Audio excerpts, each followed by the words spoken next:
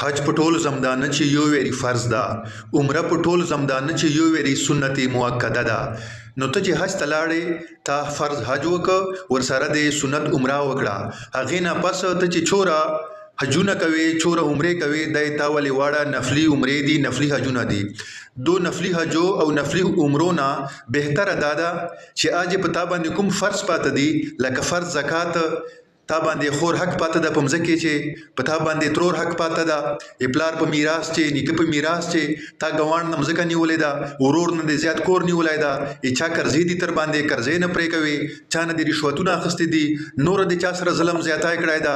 له دغو نفلي حجو او عمرو نه بهتره دا ده چې ته خپل فرایض واجبات چې چا په تا باندې حقوق دي هغه ادا کړې، دا بهتره ده.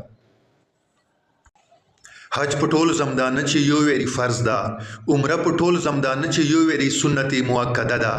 نو ته چې حج ته لاړې، تا فرض حج وکړه، ورسره د سنت عمره وکړه. هغې نه پس ته چې چوره حجونه کوي، چوره عمرې کوي، دی تا ولې واړه نفلي عمرې دي، نفلي حجونه دي.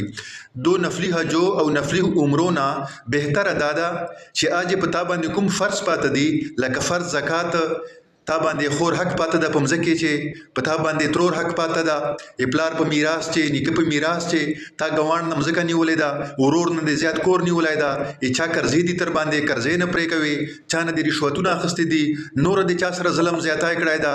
له دغو نفلي حجو او عمرو نه بهتره دا ده چې ته خپل فرایض واجبات چې چا په تا باندې حقوق دي هغه ادا کړې، دا بهتره ده.